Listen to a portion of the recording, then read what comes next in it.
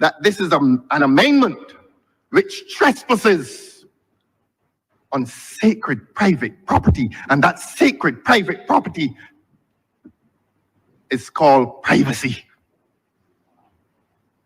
Your Honor, it is my solemn view and my belief that today's legislation is about a government advancing against the political rights and interests and entitlements of people within this population, whether they intend to vote or not.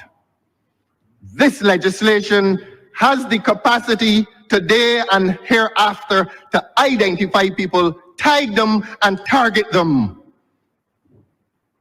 either for political favor or political disfavor. This is where we are today. Is it a happy day?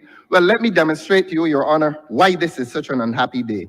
We were talking about the process by which you may tap a person's phone, person's telephone, that it is done by the commissioner and the director general who is responsible for anti-terrorism, and they go to the High Court and they receive the High Court's condemnation for the activity.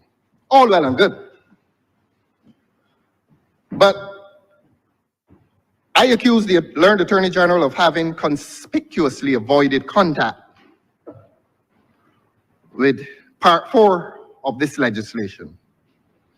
Part 4 of this legislation speaks of an independent monitoring commission.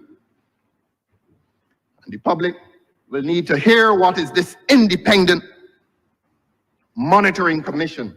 I've spoken to the two authorized persons, or the two persons authorized to administer this legislation, and more directly to administer phone tapping, because we need to speak clearly to the people of Barbados that today is the official start of the acknowledgement of something that has been happening in this country for a while. We know that.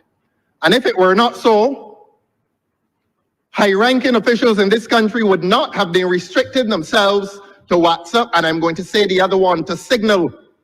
People are finding all creative means to avoid the traditional means of communication, the traditional modes of communication. And they're doing that, I repeat, because of a fear that government and its surrogates are actively engaged in breaching their right to privacy. This government has come here today to formalize the breaching of that right to privacy, and that right to privacy has been breached for a long, long time in this country. You don't have to be Oinatha, or you don't have to be reminded of Oinatha's voice in relation to something that is suspected. Who wants to get angry with me?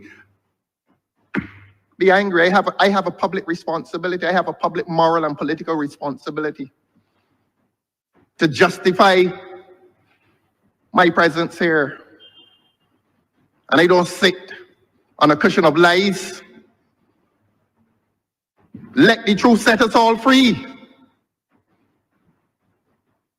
And so, I repeat, Your Honor, the position we take is that in an environment where crime, to use the learned Attorney General's words, where crime has become so sophisticated, it must be fought with sophisticated weapons.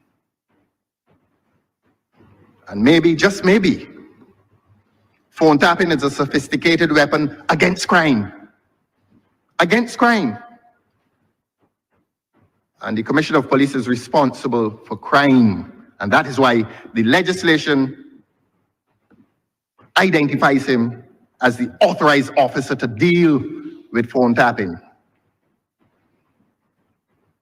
And they add the Director General for Anti-Terrorism, and we are fine with that. And condemnation by the High Court, we are fine with that. But there is no place in this system for a politician. No politician, from the most junior to the most senior, can sit in any position of supervision, of superiority, of administration, when that system is intended to provide surveillance over everyone, including the most senior politician to the most junior. What is the business of a politician in this? There's no business. As I said, Your Honor, we have to trust our military forces. Our military forces will never be perfect. Being humankind, they will never be perfect, but we have to trust our military services. And there are some of us who do. But we cease to trust our military services when they become contaminated by political involvement, political contamination, I say, because there are many politicians whose sole interest is perpetual power. And some politicians believe that you can travel the road to perpetual power only when you suppress freedom and democracy. And this legislation is one of the means by which you may suppress the right of the individual and the right of the collective to freedom of expression, freedom of political opinion, freedom of assembly, freedom of association, all of his freedoms that are acknowledged by the Constitution may be violated by what comes to this Parliament today. The intersection. I want to read the title. Intersection of Communications Bill. I've spoken as to the involvement, the undue involvement of politicians. And that is not a mere speech, because this legislation reflects that it is intended that politicians will continue to be involved in police work. The intersection of communications is a police job. It is there to suppress and to prevent those offenses at the first schedule: murder, treason, trafficking, kidnapping, money laundering, the drugs offenses under the Prevention of Corruption Act, which is an offense pertaining to politicians and public figures. And if the legislation, beg your pardon, sir, aims to prevent offenses among politicians and public figures, how do politicians and public figures become part of the administration of this legislation, of this system? How do they become that? Are there judges in their own cause? That is a breach of the principle of natural justice. A man cannot be a judge in his own cause, and he cannot be a judge for his own cause. A politician must not be present within this system, sir. Must not be. And how dare this legislation at section 25, I believe it is. Yes, section 25 establishes, well, let us say part 4, establishes something called an independent monitoring commission. And the learned Attorney General was suspiciously brief, if not silent, on this portion of the legislation, which begins at page 31. Let the public know that this legislation becomes extremely dangerous. At page 31, part 4. Let me read it, sir. Establishment of Independent Monitoring Commission. Section 25(1), there is established a commission to be known as the Independent Monitoring Commission, and that word independent will become important.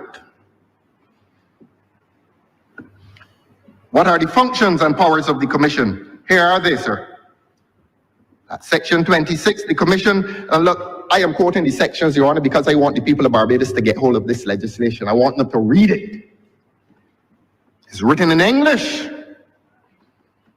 The commission shall be responsible generally for the monitoring and supervision of the intersection of communications to ensure that such intersection is conducted in accordance with this Act. Do you hear that, sir? The Independent Monitoring Commission is responsible generally for monitoring and supervision of intersection. It means that all intersections, all instances of phone tapping in Barbados will be under the monitoring and the supervision of something called an Independent Monitoring Commission. That sounds good.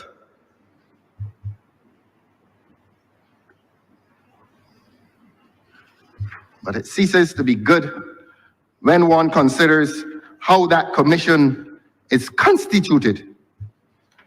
And this is the section of the Act in which the word minister starts to appear. It is my submission, sir, it is my contention, previously and still held, that there is no place in this legislation for a minister. None of us, as I've said under the prevention of corruption debate in this parliament 3 or 4 years ago, whenever it was, none of us can stand or sit beyond public suspicion as to unwholesome involvement. And one by one, we can put our hands up and say, I'm clean. I do not protest my innocence.